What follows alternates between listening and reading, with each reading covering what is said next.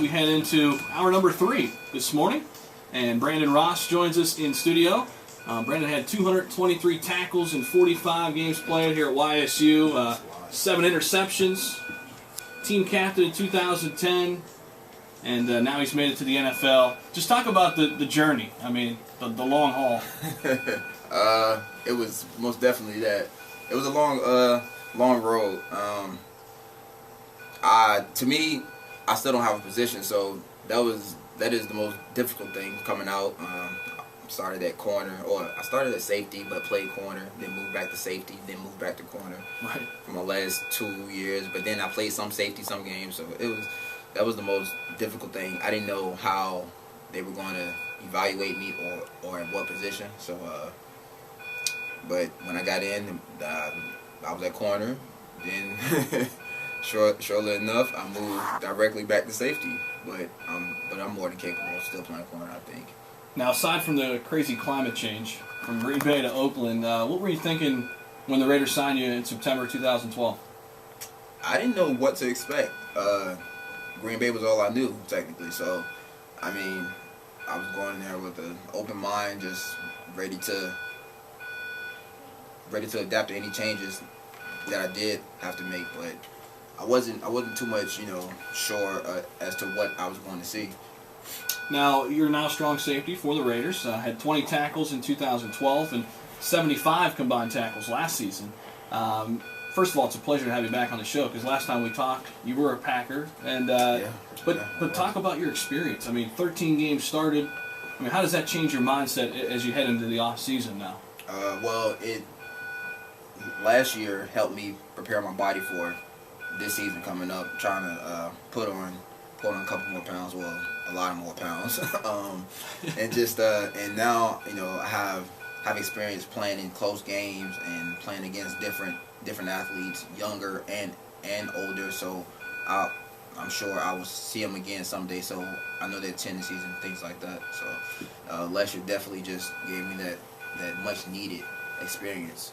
Now, I think I've asked you this before, and we just talked about it off air, but for the listeners out there, kind of your mentor, Charles Woodson. Talk about him.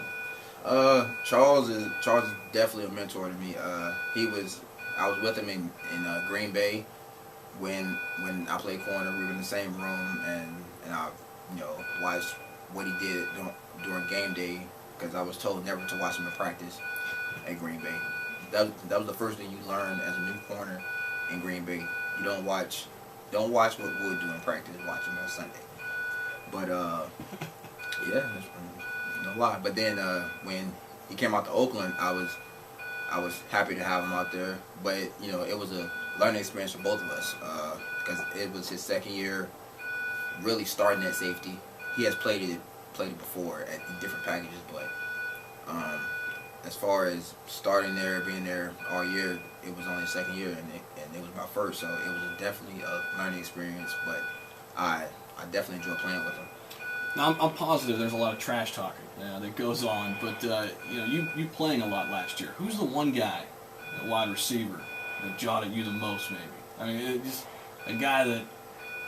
Did you duke it out at all? I mean, because I've asked a couple guys this before. Like Donald Jones has told me a few guys that they got into it.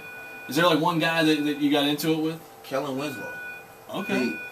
I don't know. I can't remember what happened, but after the play, he grabbed my face mask.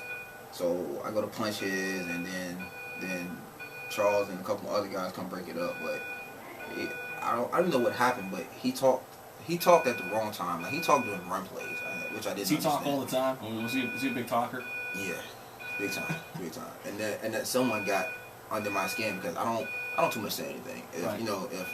If I'm going to get you, I'm just going to hit you. Like, I'm not going to hit you dirty or nothing like that, but I'm going to hit you doing a either pass or run, but I'm going to hit you, make you feel me, and make sure you know where I'm at. I'm not too much talk. But he was definitely a talker. God, that annoyed me. Any quarterbacks that just jaw? Phillip Rivers. Really? Phillip Rivers. In 2012, he threw a touchdown on me, and about 2 plays before that, he was going to throw one to me. It was going to be picked off, but he took a sack, and I told him during the timeout, like, man, throw the ball.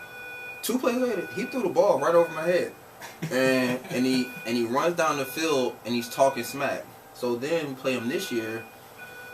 The first game we manhandled him. So I think he threw like 3 picks. Yeah. So he didn't have too much to say then. But the second game, he didn't. I mean, he had a decent game, but he still threw like I want to say 2 picks or something like that. You got him back. I got to hit him. It felt so good. It felt so good just to shut him up for a second. But like he's definitely he's a competitor too. But he's definitely the ultimate trash talker for quarterbacks thus far. I haven't played against Tom Brady and A-Rod, and I know how competitive A-Rod is. So those guys probably have their own thing. All right, I'm gonna switch gears to the video game world on Madden. I know you're a big Madden player. I'm the man. Is there somebody on the team better than you, or are you the best? On the top of my listen, well, that's hard to say because I haven't played everybody. The only person I really played was DJ Hayden. That's because he lived right down the hall from me, so I could walk to his apartment and play him. And he beat me, but I beat him like 3 out of 4 times, something like that. But I think I'm the best. Oh, I beat Jamez Olawale, fullback. I beat him because he challenged me on Twitter when I was trying to take a nap. He challenged me, so I had to beat him. But yeah, pretty much, I think I'm the best. Others beg to differ, and former teammates, Tracy Porter out there. He can still lose anytime, and Mike Jenkins, because Mike ran for me the whole year. Both of them, a whole season. They don't want to play. So now, I see you challenge some of your followers. Yeah, are they good? I mean, not any that I've played yet. Really? No. So I mean, you got that covered too. Then you got the fans covered. Yeah. Oh yeah. Listen, in order for you to beat me, you have to be a football mind, or just understand the ins and outs of the video game, which some people do. But even then, if you can't adapt to when I stop you or when I score, then I'm going to beat you because I don't come in with a game plan. I come in to fill you out, and if what I usually do works, I'm going to keep doing it. If not, then I'm able to adapt. Now the Raiders have made a lot of moves. I mean, it's got to be really optimistic heading into the season now. Most definitely. I love what they did in the offseason as far as the signings with everybody. It's too many guys to even name right now. But, what are some of the names that maybe jump out at you that you're really excited about? Justin Tuck, Lamar Woodley, Antonio Smith, Carlos Rogers, Terrell Brown. Guys on defense, Mm-hmm. Always excited when they add some new pieces around us. You guys also got the 5th overall pick. We do. In the draft. And I don't know if you heard this yet. You probably did. Quarterback's visiting today and tomorrow. Yeah. By the name of Johnny Manziel. Would you be cool with Johnny football under center next season? I mean, that's not my decision, but it wouldn't make no difference. That's why I like the pieces they added around us on defense. I mean, if we do play with the rookie quarterback, we have to be very good on defense. He's going to make mistakes. Quarterbacks in general are going to make mistakes, and if you have a good defense or close to dominant defense, that makes up for it. And you also signed a veteran guy like Matt Schaub too, right? And that'll be huge going into the season too, I'd imagine. Most definitely. So if we do draft a quarterback, he will have the opportunity. To me, he will have the opportunity, to sit and learn, watch and learn, and develop that way. Right. It worked for Carson Palmer, set for a year. Aaron Rodgers set for a couple of years behind Brett Favre before he came out and got his MVP season and Super Bowl win. So always playing isn't a bad thing. Tom Brady got to sit behind Drew Bledsoe until he got hurt. Steve Young behind Joe Montana. I mean, it's a good list of people. So sitting isn't always a bad thing, opposed to some guys who come in and play right away and don't produce. So. Mm-hmm. Talking to Brandian Ross from Richmond, Virginia. Do you have a lot of people from your hometown that still give you a lot of support? I'd imagine you do. Oh yeah. You got a lot of friends back home that still. Obviously, you probably don't get to be there a lot now. No. But I still have a good group of friends and just a support that from our high school coaches, from my old high school, just people in the community that, you know, just support me. They are sure to tell my parents, because my parents don't forget to tell me about who asked about me, who's talking about me, things like that. So it's always feels good to be loved. From high school and then to YSU, I'm sure you probably get a lot of support from YSU too, and guys probably want to hear your story. And I mean, a lot of guys are willing to give back to that because you've been in their shoes. I mean, you've been in that same locker room. Yeah. You've been on that field. I mean, oh yeah.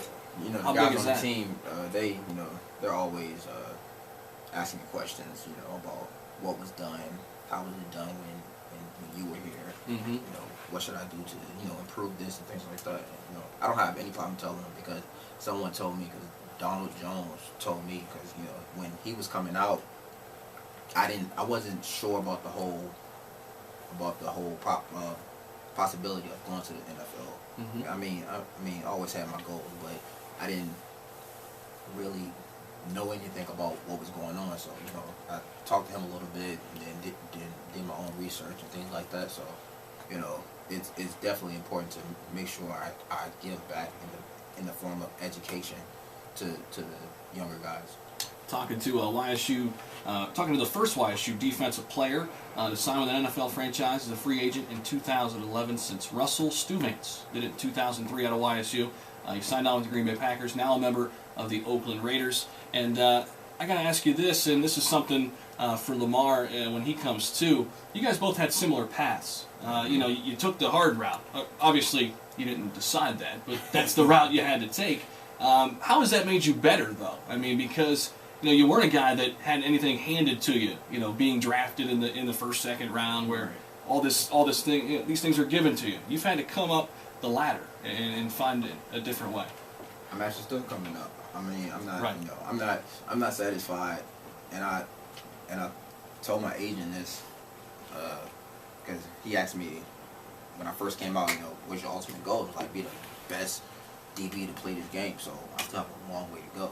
I mean, I want to be, when they say who's the best safety, I want to be in the discussion. So I have a long way to go, but not being drafted, you know, it just made me that more focused. I mean, I was already focused and willing to learn, but not being drafted, I didn't want to play any games with anybody.